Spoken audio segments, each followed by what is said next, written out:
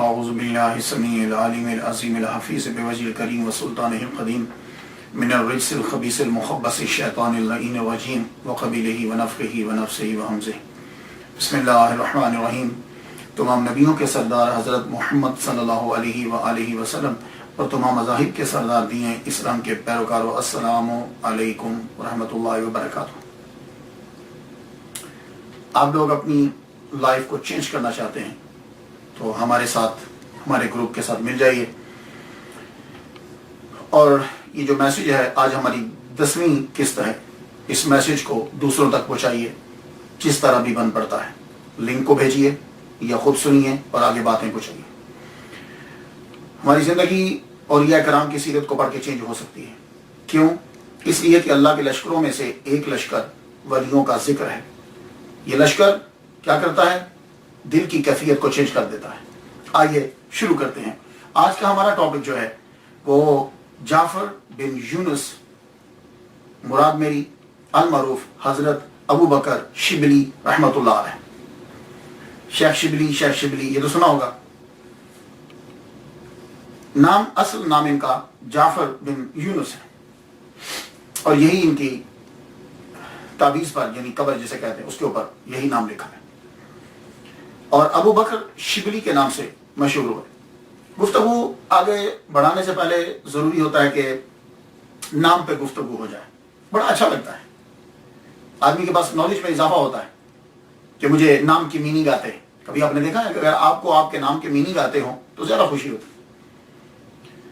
جعفر بن یونس لیکن مشہور ہوئے حضرت ابو بکر شبلی۔ اب ابو بکر کنیت ہے۔ کنیت جو ہوتی ہے یہ کئی وجوہات سے پڑتی ہے۔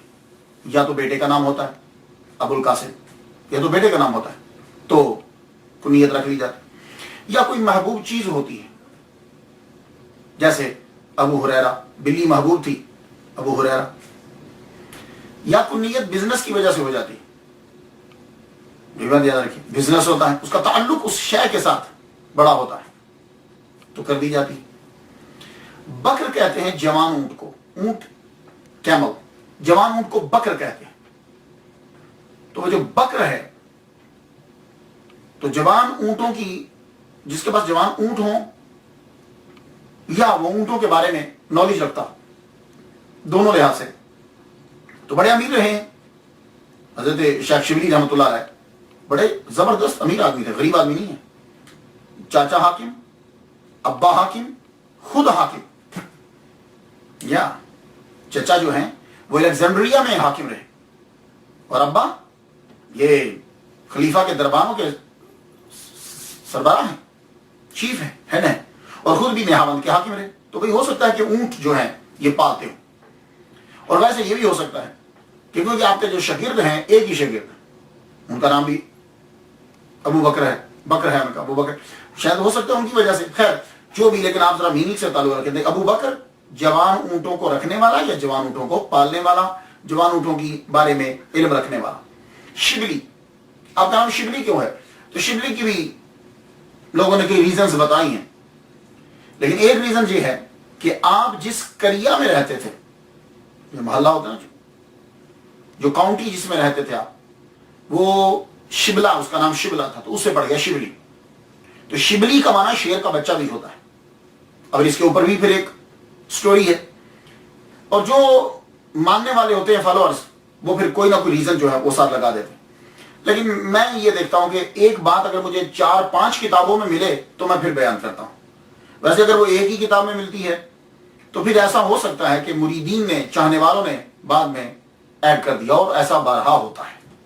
میری کوشش یہ ہوتی ہے کہ ایک چیز جو اوتھینٹک ہو، یا تو کسی زبردست اسکالر نے اسے بیان کیا ہے جس کو سب مانتے ہیں، یا وہ 4-5 کتابوں میں بار بار آئی۔ تو شبلی جو ہے، زیادہ تر یہی لوگوں نے لکھا ہے کہ آپ اپنے کریا کی وجہ سے شبلی کہلائے۔ حضرت امام مالک کی جورسپروڈنس جو ہے اس کے فالوور ہیں، یعنی مال کی فقہ کو فالو کرتے ہیں۔ ابتدائی حالات جو ہیں، اب پتہ چلے کہ یہ تصوف کی طرف کس طرح آ گئے۔ تو آپ کے والد گرامی یونس جو ہیں وہ خلیفہ مقتدر باللہ کے صدر دربان تھے۔ طبقات صوفیہ میں ہے کہ آپ کے آباء و اجداد خراسان سے آئے، اور ایک جگہ ہے کہ اسر وشنا کے رہنے والے تھے. تو ابو بکر شبلی رحمۃ اللہ علیہ جو ہے وہ شروع سے نہامند کے حاکم تھے، یہ علاقے کا نام ہے. تو ایک روز خلیفہ نے کیا کیا کہ سب امراء کو بلایا، جو علاقے کے حاکم تھے ان کو بلایا، بادشاہ کے خلیفہ کے دربار میں پہنچے. تو آپ کو معلوم ہے کہ جب خلیفہ کے دربار میں آتے ہیں امراء کو بلایا جاتا ہے، ان کو خلعتوں سے نوازا جاتا ہے، پوشاک دی سب کو، ایک ایک ایک سب کو پوشاک جیسا رتبہ ہوتا ہے ویسے عطا کی جاتی. جعفر بن یونس حاکم نہامند یعنی ابو بکر شبلی رحمۃ اللہ علیہ، ان کو بھی خلعت دی گئی. اب جب دربار برخاست ہوا اور سب جانے لگے امراء، تو آپ جب دربار سے باہر نکلے تو آپ کو چھینک آ گئی. چھینک جب آتا ہے تو آدمی، چھینک آنے کے بعد آدمی کی کوشش یہ ہوتی ہے کہ اس کو چھینک کو دبایا جائے، کیونکہ یہ جو چھینک ہے یہ 100 مائل پر آور کی رفتار سے نکلتی ہے. 100 مائلز پر آور کی رفتار، اور اگر یہ چھینک نہ آئے تو یا یہ اوپر خراب کر دے گی یا نیچے خراب کر دے گی. تو اللہ تعالیٰ کی بڑی نعمت ہوتی ہے، بڑا احسان ہے یہ جو چھینک کا آنا ہے. تو اس لیے جب چھینک آتی ہے تو ہم اس پہ الحمدللہ کہتے ہیں، اور جو سننے والا ہے وہ یرحمک اللہ کہتا ہے. لیکن یہ بات یاد رکھیے گا، اگر آپ نے الحمدللہ نہیں کہا تو پھر وہ سننے والا یرحمک اللہ نہیں کہے گا.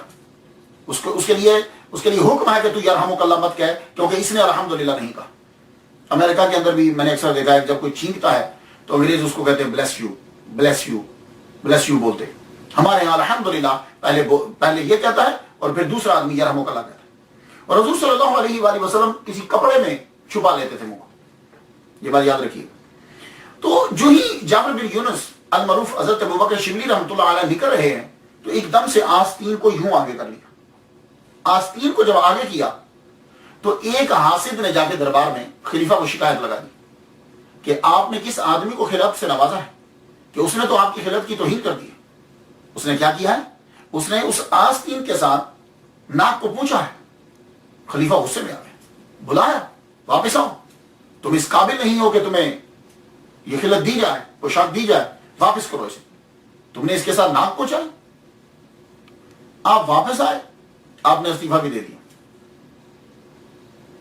بس یہ بات جو ہے یہ کلک کر گئی، ورنہ آپ بڑے امیر خاندان سے تعلق رکھتے ہیں، باپ بھی گورنمنٹ میں ہے، خود بھی گورنمنٹ میں ہے.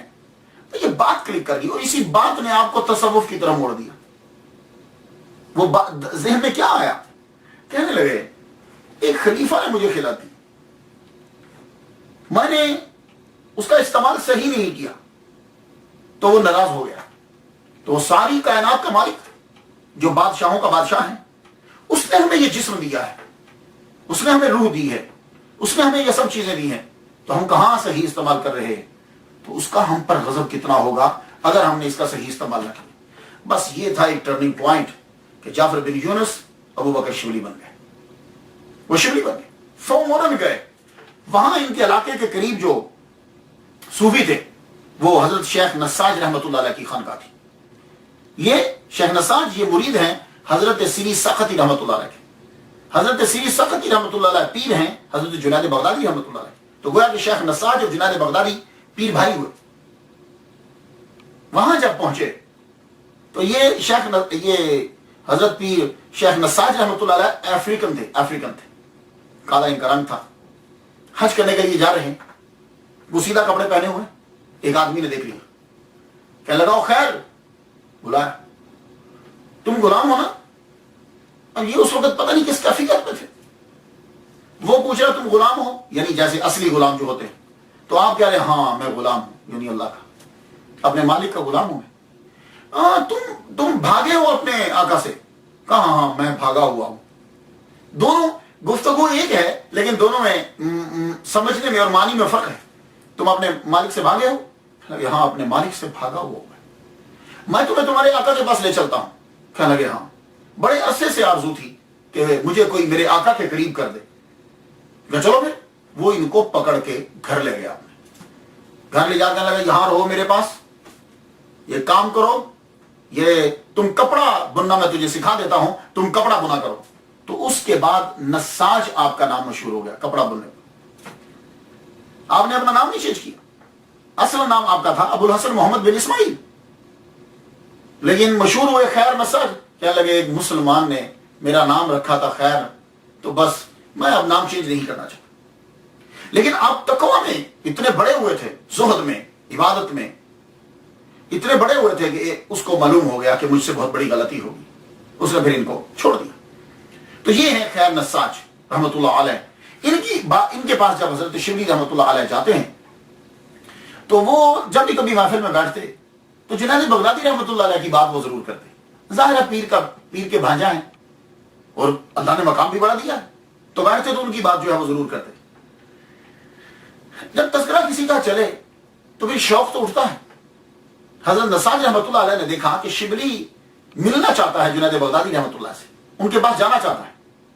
تو ایک دن خود ہی کہنے لگے جاؤ میں تمہیں جنید بغدادی رحمۃ اللہ علیہ کے پاس بھیجتا ہوں، تم وہاں چلے جاؤ. اب یہ وہاں سے بغداد آتے ہیں تو حضرت شبلی رحمۃ اللہ علیہ حضرت جنید بغدادی رحمۃ اللہ علیہ کے پاس پہنچے. حضرت شبلی جنید بغدادی رحمۃ اللہ علیہ سے 29 سال چھوٹے ہیں، 29 ایئرز ینگر ان سے. ان کے پاس آئے. اب حضرت جنید بغدادی رحمۃ اللہ علیہ بڑھاپے میں اب قدم رکھ رہے ہیں. ان کے پاس آئے تو آتے ہی کہا میں آپ کا مرید بننا چاہتا ہوں، میں آپ کی صحبت میں رہنا چاہتا ہوں. آپ نے فرمایا اچھا. دیکھا سب حالات معلوم ہوئے، آپ سمجھ گئے کہ یہ تو حاکم رہے ہیں. آپ کو معلوم ہے کہ حاکم کے اندر ایک کیا سوچ ہوتی ہے، اور باپ بھی گورنمنٹ میں، چچا بھی گورنمنٹ میں. تو یعنی اب ان کی تربیت کرنا ایک انتہائی مشکل کام ہے. اور جس میں خاندانی جو حاکم رہا ہو اس کے اندر میں زیادہ ہوتی ہے. تو حضرت جنید بغدادی رحمۃ اللہ علیہ اب اس میں کو کس طرح ختم کرتے ہیں. اللہ اکبر جل شانہ. قربان جائیں ان پیروں پر بھی اور ان مریدوں پر بھی. پیر کے پاس آئے، بیٹھے. 1 ماہ گزر گیا. 1 ماہ گزر گیا. حضرت جنید بغدادی رحمۃ اللہ علیہ نے کوئی توجہ ہی نہیں دی. ملتے سلام لیتے، خانقاہ میں بیٹھے ہو ٹھیک ہے. اب نیا جب آدمی کے اندر شوق پیدا ہوتا ہے تو وہ کسی کے بارے میں سنتا ہے تو اس کے بارے میں کچھ اس کے خیالات ہوتے ہیں. تو آپ قریب آئے. 1 ماہ جب گزر گیا تو آئے تو کہنے لگے میں جا رہا ہوں. حضرت جنید بغدادی رحمۃ اللہ علیہ نے پوچھا تو آئے تھے تم واپس کیوں جا رہے ہو؟ کہنے لگے کوئی کرامت ہی نہیں دیکھی. میں تو بڑا سن کر آیا تھا، آپ کی شہرت تو بڑی سنی تھی، پورا ماہ گزر گیا میں نے کرامت ہی نہیں دیکھی. آپ نے بس اتنا ہی جملہ کہا. کہنے لگے 1 ماہ سے تم یہاں ہو، مجھے اتنا بتا دو کہ کیا تم نے مجھے سنت کے خلاف کام کرتے ہوئے دیکھا ہے؟ کچھ دیر چپ، پھر بولے نہیں میں نے تو نہیں دیکھا. آپ نے فرمایا یہی کرامت ہے، جاؤ میری خانقاہ سے نکل جاؤ، تم یہاں رک نہیں سکتے، جاؤ. اور یہ طریقہ میں نے بارہا دیکھا ہے. ولی جب کسی کو سمجھانا چاہتا ہے پیر تو وہ توجہ ہٹا لیتا ہے. توجہ ہٹانے سے میں نے اگنور کرنا. یہ آپ اگر پڑھیں گے بہت سے بزرگوں کی، ایون کہ خواجہ عبد القادر جیلانی رحمۃ اللہ علیہ، آپ کو معلوم ہے وہ جن کی محفل میں بیٹھا کرتے تھے، جنہوں نے عشق کی چنگاری کو ابھارا تھا. پہلے تو بڑے پیار سے ملتے تھے، پھر توجہ دینی چھوڑ دی، اگنور کرنا شروع کر دی. وہ سمجھتے ہیں کہ کس طریقے سے تربیت کرنا ہے. کہا جاؤ میری خانقاہ سے نکل جاؤ. حضرت شبلی رحمۃ اللہ علیہ باہر پھرتے رہے، کبھی جنگل میں کبھی کہیں. کچھ دنوں کے بعد پھر آ گئے، آ کر سلام لیا. انہوں نے ہاتھ پکڑ کے سلام کا جواب تو دے دیا، یہ نہیں کہ سلام کا جواب نہیں دیا، ہاتھ پکڑ کے جھڑک دیا جاؤ. وہ پھر بیچارے خانقاہ سے چلے گئے. باہر کتنا عرصہ گزارا، پھر کچھ دنوں کے بعد پھر واپس آ گئے. سلام لیا، سلام، انہوں نے سلام جواب تو دیا، ہاتھ جھڑک دیا جاؤ. وہ بیچارے پھر چلے گئے. 3ری مرتبہ حضرت شبلی رحمۃ اللہ علیہ 3ری مرتبہ آئے، آ کر سلام لیا تو جب وہ ہاتھ جھٹکنے لگے تو ہاتھ پکڑ لیا. حضرت شبلی رحمۃ اللہ علیہ نے جنید بغدادی رحمۃ اللہ کا ہاتھ پکڑ لیا. کہنے لگے پیر آپ تو کہتے ہو کہ میں سنت کے خلاف کام نہیں کرتا، تو یہ ہاتھ جھٹک دینا کون سی سنت ہے؟ کچھ جملے عجیب सर कर जाते हैं। शायद आपने कभी अपनी लाइफ में गौर किया हो। हज़रत शिबली रहमतुल्लाह अलैह ने जब ये कहा तो हज़रत जुनैद बगदादी रहमतुल्लाह कहने लगे, तुम्हारी तरबियत में एक अहम उनसर है, हुकूमती जरासीम है। इसको मैं खत्म करना चाहता हूं कि ये तुम्हारे अंदर से खत्म हो जाए। अब जिस तरह मैं तुम्हारी तरबियत करूंगा, जो मैं तुम्हें हुक्म दूंगा, तुम वैसा ही करोगे। हज़रत शिबली रहमतुल्लाह ने कहा, बेजा। हज़रत शिबली रहमतुल्लाह अलैह के बारे में आप ये मत समझिए कि ये जाहिल थे। आपने दरसे हदीस, दरसे कुरान, मुअत्ता इमाम मालिक, आपको पूरी जुबानी याद थी। अब ये जो एक दो बातें हम सुनाते हैं, इसका मतलब ये नहीं कि हमने पूरी लाइफ जो है वो उनकी सुना दी आपको। वो बीच में कितना वक्त होता है। हज़रत जुनैद बगदादी रहमतुल्लाह अलैह कहने लगे, अच्छा जाओ, आज से तुम्हारी तरबियत शुरू है। बाजार में जाके गंधक बेचा करो और दिया सलाई बेचा करो। मैच बॉक्स में दिया सलाई बेचा,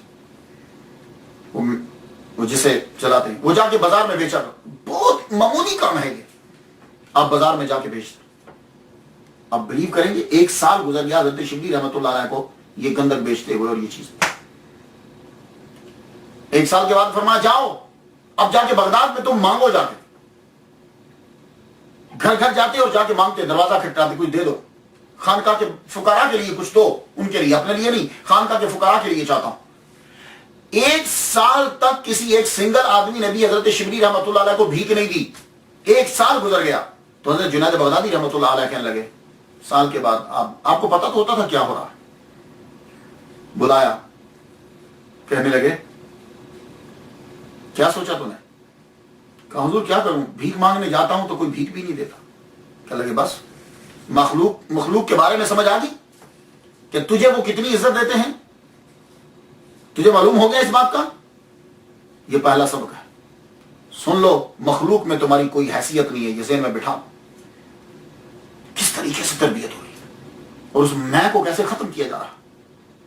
लिहाजा अहम सबक मुकम्मल हुआ।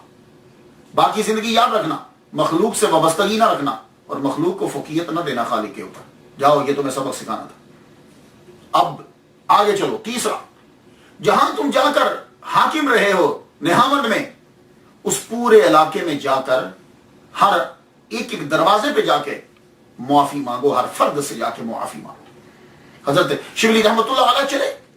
अब आप तसव्वुर कीजिए, आदमी दूसरी जगह पे जाके तो काम कर लेता है, कैसा भी काम करना हो वो कर लेगा, लेकिन जिस जगह पे उसने अपनी लाइफ गुजारी हो और खास तौर पर जिस जगह में वो हाकिम रहा हो, वहां जाकर दरवाजे पे जा जाके वो मुआफी मांगे, ये इंसान के लिए इंतहाई मुश्किल हो जाता है।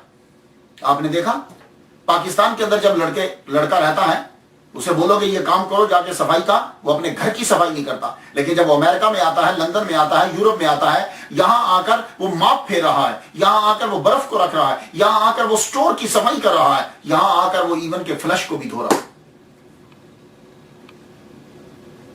अपने बड़ा मुश्किल हो जाता है, अपने मुल्क में बड़ा मुश्किल है, लेकिन दूसरे मुल्क में जाके आदमी काम कर लेता है। तो यहां तरबियत देखिए, हम लोग अपने मुंह खोल देते हैं और ये कराम के बारे में जुमले बोलने लग जाते हैं, ये नहीं देखते कि उन लोगों ने जिंदगी किस तरह गुजारी, अपने नफ्स को कैसे मारा है उन लोगों ने। हज़रत शिबली रहमतुल्लाह अलैह ने जाकर जहां हाकिम थे वहां एक एक घर पे जाकर माफी मांगी कि मैं यहां हाकिम रहा हूं, मुझसे कोई गलती हो गई हो तो मुझे माफ कर देना। फरमाते हैं एक फैमिली का पता चला कि वो शहर छोड़कर चले गए, मुझे बड़ी खलिश हुई, ये लफ्ज़ खलिश है, मुझे बड़ी खलिश हुई। और एक किताब में लिखा है कि मैंने 1000 दीनार और एक जगह है 1 लाख, खैर जितना भी हो, आपने बहुत ज्यादा खैरात किया कि वो बंदा मुझे मिल नहीं रहा, या अल्लाह मैं ये खैरात करता हूं, मुझे माफ फरमा दे।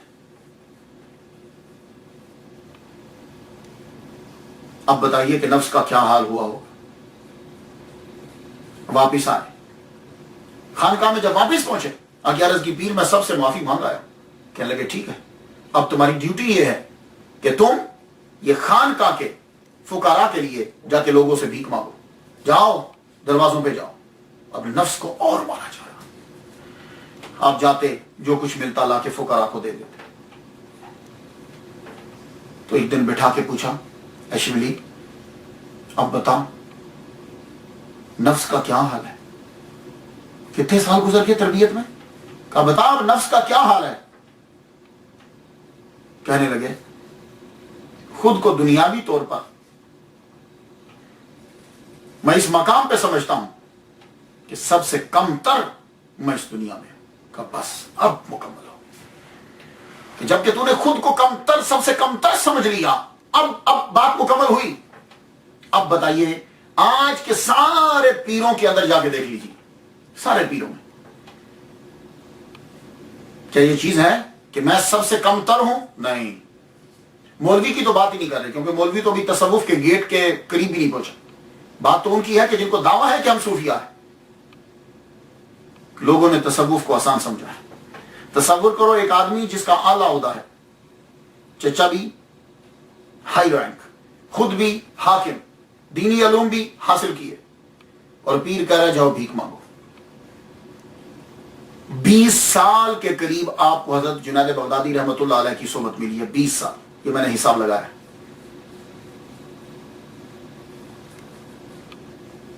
एक मर्तबा अब जब तरबियत मुकम्मल हो गई, आप अल्लाह का जिक्र बड़ा किया करते थे।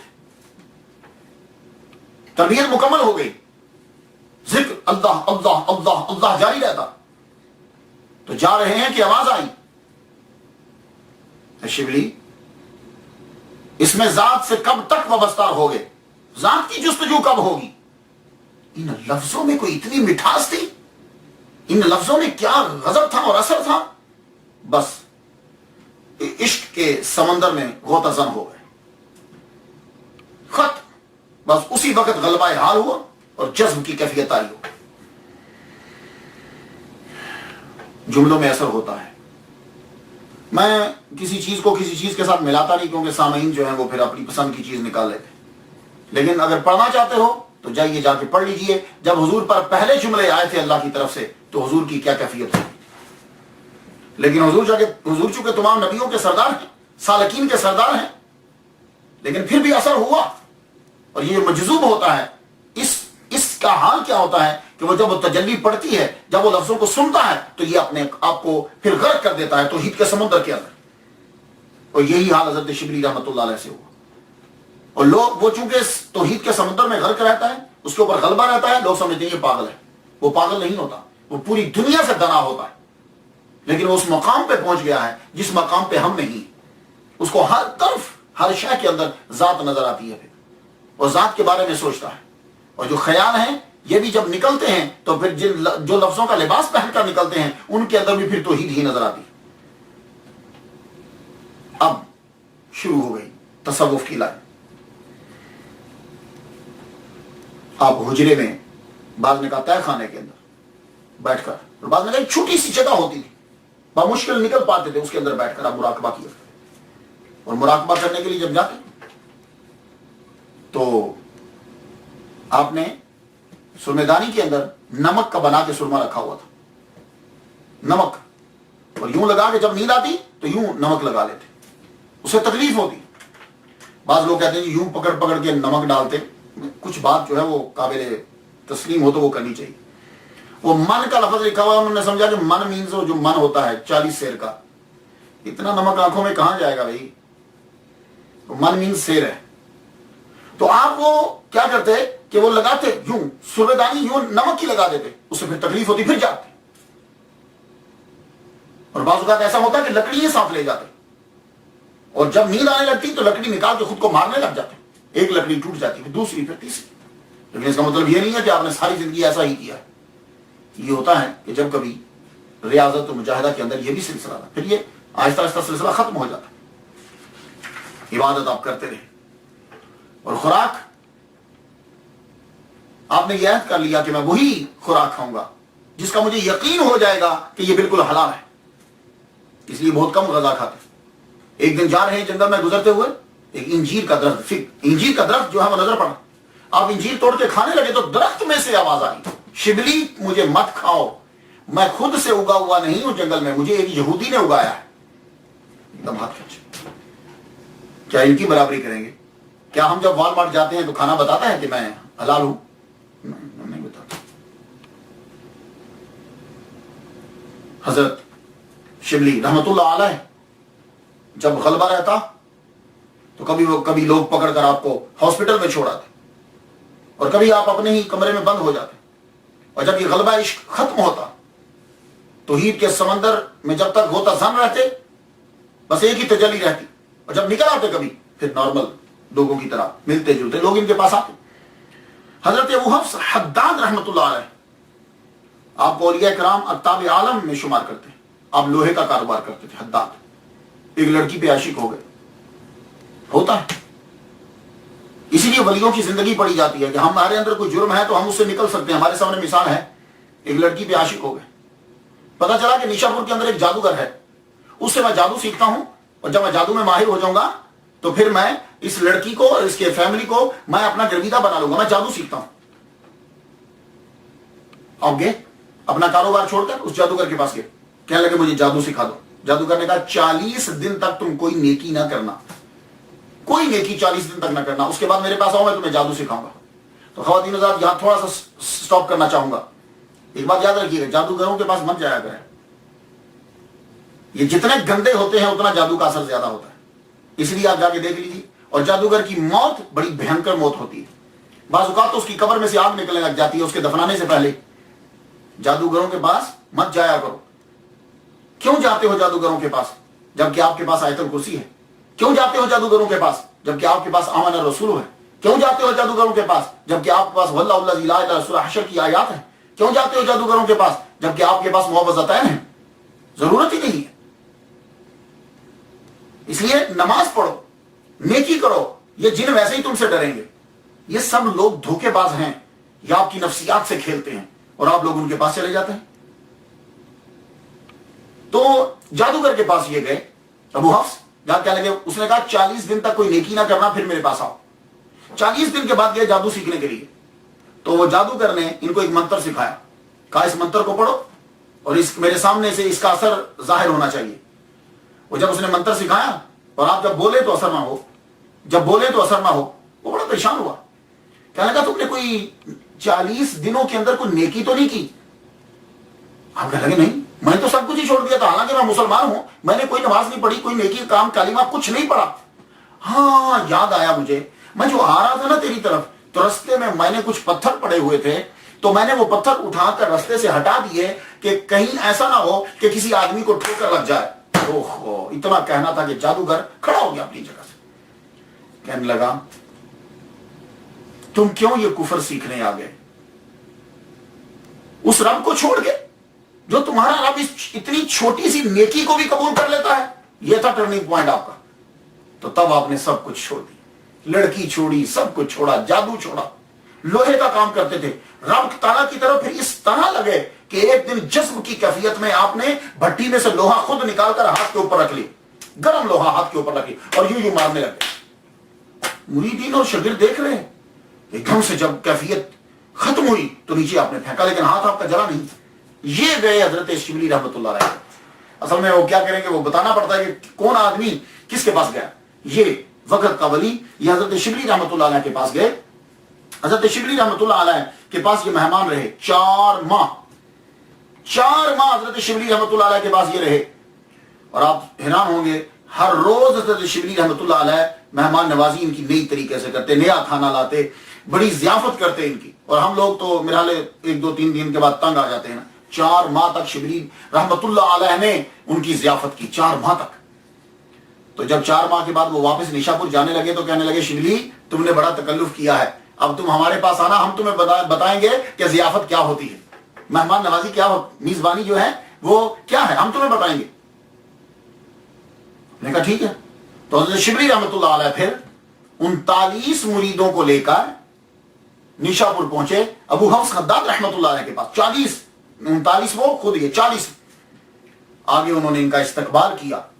41 شمیں جلائیں, 41 شمیں جلائیں حضرت شبلی رحمۃ اللہ علیہ کے استقبال کے اندر. حضرت شبلی رحمۃ اللہ علیہ نے کہا آپ تو کہتے تھے کہ تکلف نہیں کرنا چاہیے, تو باقی چیزیں تو چھوڑو, یہ 41 شمیں آپ نے جلا دی. کہنے لگے دیکھو تم سمجھتے ہو کہ یہ اسراف ہے تو اٹھ کے بجھا دو, اٹھو بجھاؤ. حضرت شبلی رحمۃ اللہ علیہ نے بڑی کوشش کی, ایک شمع کے علاوہ کوئی شمع وہ بجھا نہ پائے. تو حضرت ابو حفص کہنے لگے وجہ یہ ہے, یہ ہم 41 تھے, میں اور تم 4, میں نے تم لوگوں کے لیے 40 شمع جو ہے وہ جلائی. ایک میں نے اپنے لیے جلائی تھی, تو جو میں نے اپنے لیے جلائی وہ بجھ گئی, اور جو میں نے تمہارے لیے جلائی مطلب اللہ کی رضا کی خاطر جو میں نے جلائی تھی وہ نہیں بجھی. اس لیے یہ اسراف نہیں ہے, یہ تکلف نہیں ہے, کیونکہ میں نے یہ جو کام کیا وہ اللہ کی رضا کی خاطر کیا. اللہ اکبر جل شانہ. حضرت شبلی رحمۃ اللہ علیہ تقریر شروع کر دی آپ نے. اولیاء کرام واعظ بھی تو فرماتے ہیں, اتنا علم سیکھا تھا, تقریر فرما رہے ہیں. تقریر جب کر رہے ہیں تو حضرت سری سختی رحمۃ اللہ علیہ کے صحبت میں رہنے والے ابو الحسن نوری رحمۃ اللہ علیہ, امیر القلوب کا ان کو خطاب دیا گیا, ابو الحسن نوری رحمۃ اللہ علیہ کو. اور نوری ان کو کیوں کہا جاتا ہے؟ نوری اس لیے کہا جاتا ہے کہ جب رات کو عبادت کرتے تو کمرے میں کوئی آگ نہیں ہوتی تھی, لیکن پورا کمرہ منور ہوتا تھا. ہمیں تو لائٹیں جلانا پڑتی ہیں, لائٹس جلانا پڑتی ہیں, اور جب کبھی اندھیرے میں گفتگو کرتے تھے تو جو لفظ نکلتا ساتھ لائٹ نکلتی, اس لیے آپ کا نام پڑ گیا ابو الحسن نوری. ابو الحسن نوری رحمۃ اللہ علیہ یوں تقریر کر رہے ہیں, شبلی رحمۃ اللہ علیہ ابو الحسن نوری گئے, کچھ تھوڑا سا سننے کے بعد بولے تم تقریر کر رہے ہو, اللہ بے عمل سے خوش نہیں ہوتا, تم با عمل ہو تو تقریر کرو ورنہ ممبر سے اتر جاؤ. کیا کہنے یار, کیا اس جملے پہ ہم پورے اتریں گے؟ نہیں. لیکن اب کیا کریں, میرے استاد محترم ڈاکٹر سرفراز نعیمی شہید رحمۃ اللہ علیہ کہا کرتے تھے, بڑی خوبصورت انہوں نے بات کہی, میں انہی کا شاگرد ہوں, یا انہی کا احسان ہے. وہ کہا کرتے تھے کہ دیکھو لوگ اکثر کہتے ہیں کہ اندھے کے ہاتھ میں شمع دے دی جائے تو اندھے کو کیا فائدہ, تو فرماتے تھے چلو اندھے کو نہیں فائدہ, جو دوسرے گزر رہے ہیں ان کو تو فائدہ ہوگا. فرماتے تھے ٹھیک ہے کرتے رہو, اللہ پاک کرم فرما دیں گے, کبھی اللہ تعالیٰ ان کے قبر پہ کروڑوں رحمتیں نازل فرمائے. تو ابو الحسن نوری کہنے لگے باعمل ہو. اب ان سے حضرت شبلی رحمۃ اللہ علیہ کے بارے میں کہا جائے گا کہ باعمل, لیکن نہیں.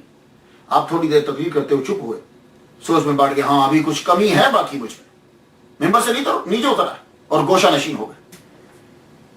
اور آپ کو معلوم ہے کہ گوشت مراقبہ میڈیٹیشن کیسے کرتے تھے؟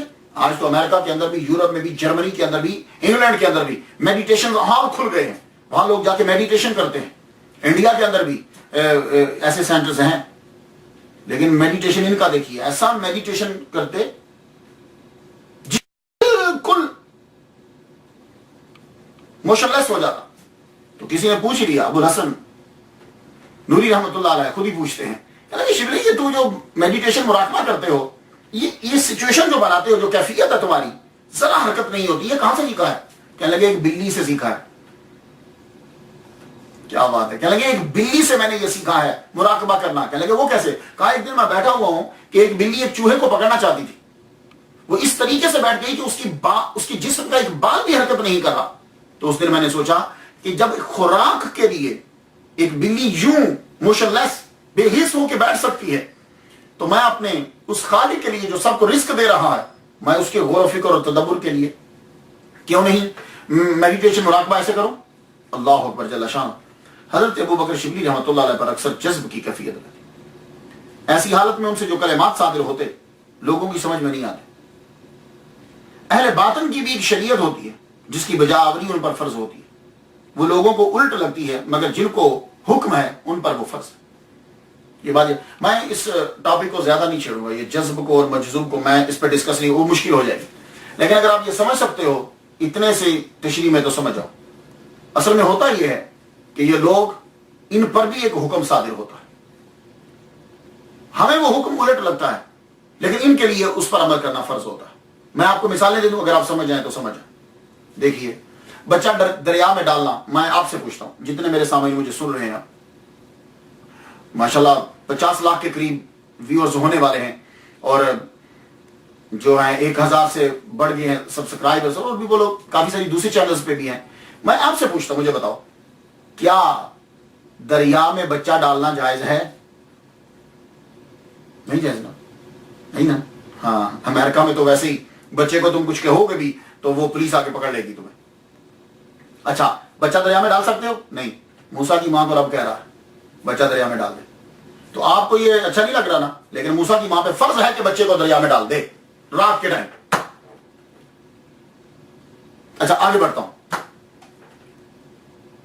بیٹے کو ذبح کرنا کیسا ہے؟ پولیس پکڑ کے لے جائے گی نا.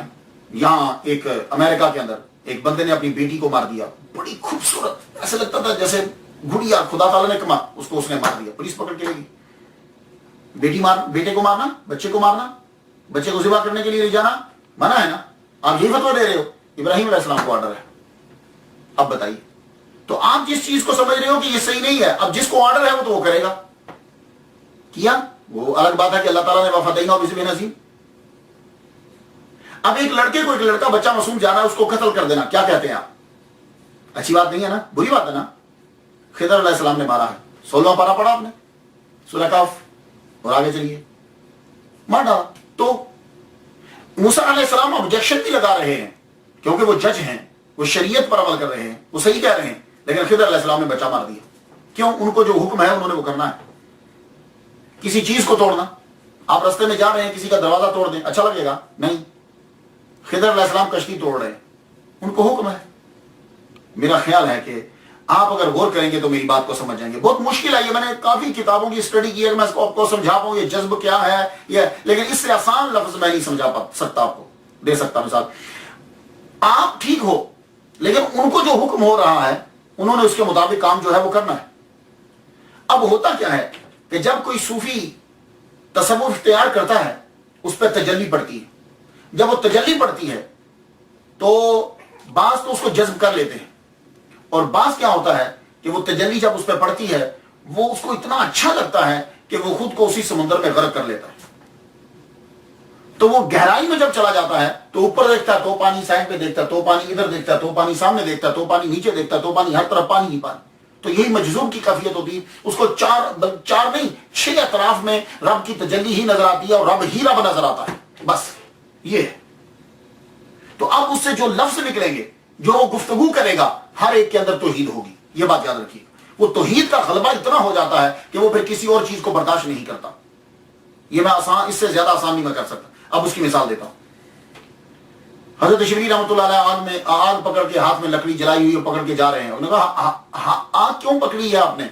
कहने लगे वो काबा को जलाने जा रहा हूं। अब आप मुझे बताइए, बुरी बात है ना, है ना? हाँ, ये ज़रा हम तो यही कहेंगे बुरी बात है, लेकिन वो क्यों कह रहे हैं काबा जलाने जा रहा हूं?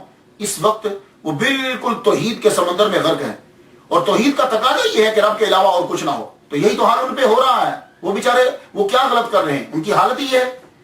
अब वो जब बढ़ रहे हैं तो कहने लगे कि मैं चाहता हूं कि काबा को फूंक दूं ताकि मखलूक काबे वाले की तरफ ध्यान दे, काबा की तरफ ना दे। अब उन पर यह कैफियत आ रही है, उस कैफियत में वो चीज बोल रहे हैं। तो ये असल में इस चीज को समझने की कोशिश कीजिए, लेकिन वो जरूरी भी नहीं है। तो अब मैं बताता हूं कि जो जुमले हज़रत शिबली रहमतुल्लाह अलैह से निकले, उनके मुंह से जब हज़रत दाता गंजबख्श रहमतुल्लाह अलैह ने नकल किए, अबू बकर शिबली फरमाते हैं कि तसव्वुफ शिर्क है। कितना बड़ा जुमला है। अब हालांकि कहते रहे हैं कि तसव्वुफ सही है, और अबू बकर शिबली रहमतुल्लाह अलैह कह रहे हैं तसव्वुफ शिर्क है, क्योंकि तसव्वुफ नाम है दिल को गैर की रोयत से बचाना।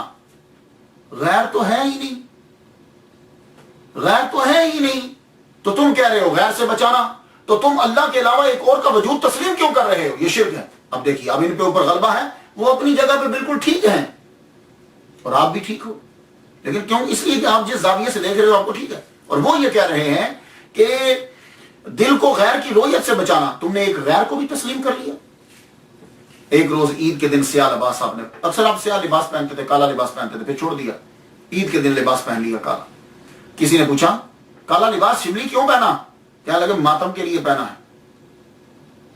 पूरी मखलूक मर गई है, अल्लाह से गाफिल हो गई है, इसके सोग में पहना। फरमाते हैं दुनिया मोहब्बत का, आखिरत नेमत का मकान है। दुनिया मोहब्बत का मकान, यहां है कि मोहब्बत की जाती है दीन से या जिससे भी, और आखिरत में एहसान होगा, नेमतें मिलेंगी। लेकिन इन दोनों से कल्ब बेहतर है, क्योंकि यह मार्फत इलाही का मकान है। अब आप जुमले सुनते जाइए, इन जुमलों से आपको पता चल जाएगा वो किस कैफियत में है और किस जगह पे है। एक मर्तबा आपने नए कपड़े पहने और कपड़े पहनकर उतार के आग लगा दी, आप ऐसा करेंगे? नहीं, क्योंकि आप ठीक जगह पे, ठीक है, पहनिए, शुक्र अदा कीजिए। उन्होंने नए कपड़े पहने और पहनकर उतार दिए, उतार के आग लगा दी। किसी ने पूछा बिला वजह माल जाया करना हराम है, क्यों अपने कपड़ों को शिबरी आग लगा रहे हो? कहने लगे यार बात तेरी ठीक है, लेकिन क्या करूं, जब ये नए कपड़े पहने तो तवज्जो कपड़ों की जानिब चली गई। इन कपड़ों ने मुझे गाफिल कर दिया मेरे रब से, मैंने इसको आग लगा रहा। ہمارا علم کم ہوتا ہے یا ہم تعصب میں ہوتے ہیں تو ہم دوسرے پر اعتراض کر دیتے ہیں. میں یہی پوچھتا ہوں کہ سلیمان علیہ السلام نے 300 عربی النسل گھوڑوں کی پاؤں کو کاٹ دیا تھا, کیوں؟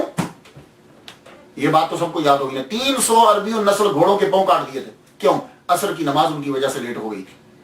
وہ اتنے خوبصورت گھوڑے تھے کہ آپ ان کو دیکھنے میں لگ گئے اور عصر کی نماز جو ہے وہ آگے چلی گئی. اللہ تعالیٰ نے پھر آپ نے 300 گھوڑے جب رب تعالیٰ کی رضا میں کاٹ دیے, رب تعالیٰ نے آپ کی خاطر سورج کو پلٹا دیا.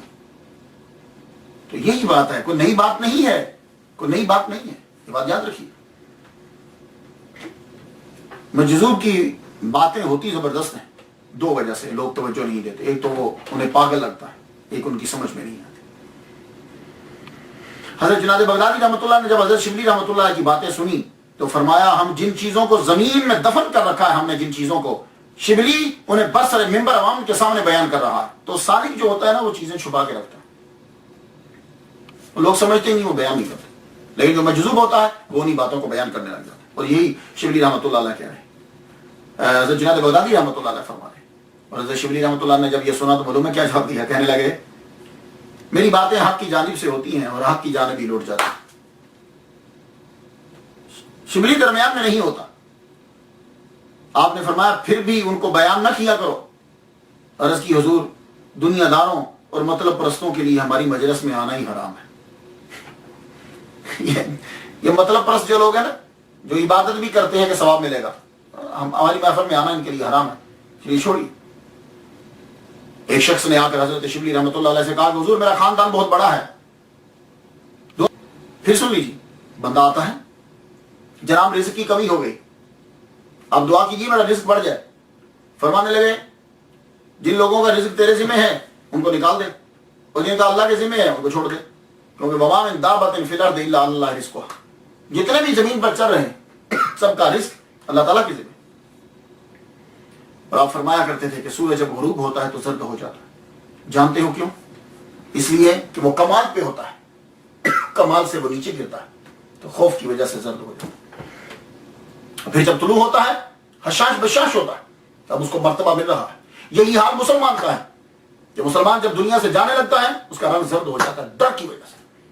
لیکن جب وہ اپنی قبر سے اٹھے گا تو جس طرح سورج چمکتا ہے ویسے ہی وہ قیامت کے دن اس کا چہرہ منور ہوگا. اور آپ کے اوپر چونکہ غلبہ رہتا تھا تو ایک دن بلا اجازت حضرت جنید بغدادی رحمۃ اللہ کے گھر میں چلے. اور آپ کو معلوم ہے کہ یہ 29 سال حضرت جنید بغدادی سے چھوٹے, اور اس کے بعد کافی عرصہ پڑھتے تو تقریباً حضرت جنید بغدادی بہت آخری عمر میں, اور آپ کی زوجہ محترمہ بھی عمر رسیدہ ہے. جو ہی اندر داخل ہوئے اس وقت ان کے سر کے اوپر کپڑا نہیں تھا, وہ کنگھی کر رہی تھی. یہ اندر داخل ہوئے تو وہ ایک دم سے چادر لینے لگی, تو آپ نے فرمایا پردہ کی ضرورت نہیں ہے, یہ جس حال میں ہے اس کو نہ جنت کا پتہ اور نہ جہنم کا, یہ دنیا میں ہے ہی نہیں. بیٹھ گئے. حضرت جنید بغدادی رحمۃ اللہ کی باتیں سنتے رہے ایک دم سے رونے لگے. جو ہی وہ روئے تو ایک دم آپ نے مڑ کے فرمایا اب پردہ کر لو فوراً, کیونکہ یہ اب ہوش میں آ گیا, یہ واپس آ گیا. آپ کی محفل میں آپ کی صحبت میں رہنے کی شرط یہ ہوتی تھی کہ اللہ کے علاوہ کسی کا تصور ہی نہیں ہوگا. میں نے ان لفظوں کو اور ان کی تعلیم کو خاص طور پر چنا ہے تاکہ آپ کو کچھ سمجھ آ جائے کہ وجہ کیا ہوتی ہے, مجذوب سے ایسی باتیں کیوں صادر ہو رہی جو آپ کو سمجھ میں نہیں آ رہی. ابو الحسن رحمۃ اللہ علیہ ایک روز آئے, حضور آپ کی صحبت میں رہنا چاہتا ہوں. آپ جانتے ہو یہ ابو الحسن کون ہے؟ لسان الوقت, علم توحید میں خاص مرتبہ کے مالک تھے. عبد الرحمن جامی لکھتے ہیں کہ آپ کے سوا حضرت شبلی کا کوئی بھی شاگرد نہیں ہے, آپ ہی نے حضرت شبلی رحمۃ اللہ علیہ کی میراث حاصل کی ہے. حضرت شبلی فرمایا کرتے تھے کہ تم میرے جیسے دیوانہ ہو. انہوں نے جب 7 دن جمعہ ٹو جمعہ فرائیڈے ٹو فرائیڈے رہنے کی خواہش کا اظہار کیا کہ میں آپ کے ساتھ رہنا چاہتا ہوں, تو آپ نے فرمایا سنو میں اس شرط پر تمہیں اجازت دیتا ہوں اپنے ساتھ رہنے کی 7 دن, اگر تم نے میری صحبت میں اللہ کے سوا کسی اور کا تصور کیا تو میری صحبت تمہارے لیے حرام ہے. لو سن لو, کسی اور کا تصور بھی کیا اللہ کے سوا. یہ تھا حال حضرت شبلی رحمۃ اللہ علیہ کا. بازار سے گزر رہے ہیں, ایک پیالی فروش برتن بیچنے والے نے یہ کہا بھائی ایک ہی پیالی باقی ہے, ایک ہی پیالی باقی ہے, ایک ہی پیالی باقی ہے. دم سے ضرب مار کے کہنے لگے بس ایک ہی باقی ہے. اور فرمایا کرتے تھے اہل معرفت کے لیے معمولی سی غفلت بھی شرک ہے. اگر اللہ آسمان کو توق بنا کر میرے گلے میں ڈال دے اور زمین کو زنجیر بنا کر میرے پاؤں میں ڈال دے اور ساری دنیا کو میرا دشمن بنا دے, میں پھر بھی ان سے منہ نہیں موڑوں گا. اللہ اکبر جل شانہ, پھر بھی منہ نہیں موڑوں. ایک آدمی آ کے مسئلہ پوچھ لیا, زکات کا مسئلہ پوچھا, اور اس آدمی کے پاس 200 درہم تھے. کیا لگا جی یہ 200 درہم پہ کتنی زکات لگتی ہے؟ فرمانے لگے تیرے حساب سے جواب دوں یا اپنے حساب سے؟ بولا حضور دونوں دے دیجیے, پر پہلے میرے حساب سے. کہنے لگے تیرا حساب تو یہ ہے کہ 200 کے اوپر 5 درہم زکات لگتی. کہنے لگا حضور پھر اپنا بتا دیجیے. فرمانے لگے 200 کے اوپر 205 لگتی ہے. کہنے لگا حضور یہ 205 کیسے لگی؟ تو 5 کہاں سے لاؤں؟ میں قرض لے کے پھر لا, 5 تو ہے نہیں میرے پاس. کیا قرض لا اور دے, 205 دے اللہ کی راہ میں. اب یہاں کئیوں نے کئی نقطے بیان کیے. بعض نے کہا کہ 200 تو دے, تو نے جمع کیوں, تو نے جمع 200 کیے یہ دے, اور 5 اس لیے دے کہ تو نے جمع کیے کیوں. اور ایک جواب یہ ہے, اس نے پوچھا حضور یہ کس امام کے بارے امام کا مذہب ہے؟ کہا حضرت امام ابو بکر صدیق رضی اللہ تعالیٰ عنہ کا یہ مذہب ہے. یہ وہ کیسے؟ کہا غزوہ تبوک کے اندر جب حضور نے مانگا تو انہوں نے اپنے گھر کا سارا سامان لا کے دے دیا, اور جب پورا نہ بنا تقاضا دوبارہ کیا تو قرض لے کر پھر دیا. تو حضرت امام ابو بکر صدیق رحمۃ اللہ رضی اللہ تعالیٰ عنہ کا یہ مذہب ہے کہ تیرے پاس 2 ہیں 200 ہیں تو 205 دے, اور قرض لے کے بھی دے. اللہ اکبر جل شانہ. تشریح قرآن مجید کی فرما رہے ہیں کل المومنین یغضوا من ابصارہم, مومنین سے کہو کہ اپنی نظروں کو نیچے رکھیں. آج تو خیر ہم دیکھتے ہیں کہ کہاں سے دیکھیں گے, قرآن میں آرڈر دیتا اپنی نظروں کو نیچے رکھیں. تو تشریح کرتے ہیں, کہتے ہیں سنو یہ جو سر کی آنکھیں ہیں نا, یہ سر کی آنکھیں ہیں, ان کو نظروں کو نیچے رکھو. حرام ہے دوسروں کو دیکھنا, یعنی حرام چیز کو نہیں دیکھیں. اور یہ باطنی آنکھیں جو ہیں یہ اللہ کے سوا کسی کو نہ دیکھیں. اللہ اکبر. حضرت جنید بغدادی کا یہ جملہ ہی ایک اعزاز ہے ان کے لیے, لکل قوم تاج و تاج ھذا القوم شبلی. ہر قوم کا ایک تاج ہوتا ہے, ایک آنر عزت ہے, اور اس قوم کی عزت اور تاج جو ہے وہ شبلی. آپ شدت توحید کی وجہ سے دیوانہ ہو گئے, مقام غوثیت و قطبیت سے گزر کر مقام محبوبیت میں پہنچ گئے. بہت سے لوگوں نے اس واقعے کو بیان کیا ہے, لیکن میں آپ کو تذکرۃ الاولیاء سے سنانا چاہتا ہوں. بہت سے لوگوں نے کیا, اپنے بیگانے سب نے کیا. خواب کے اندر حضرت جنید بغدادی رحمۃ اللہ علیہ نے دیکھا, جلوہ فرما ہے, دربار حضور کا لگا ہے. حضرت شبلی رحمۃ اللہ علیہ تشریف لائے, میرے نبی نے اٹھ کر ان کی پیشانی پر بوسہ دیا. اللہ اکبر. اس سے بڑھ کر اور کیا اعزاز ہو سکتا ہے. بعض نے اس واقعے کو ابو بکر بن مجاہد سے بیان کیا ہے, لیکن میں شیخ فرید الدین عطار رحمۃ اللہ علیہ کا واقعہ ان کا نقل کیا آپ کو سنا رہا ہوں.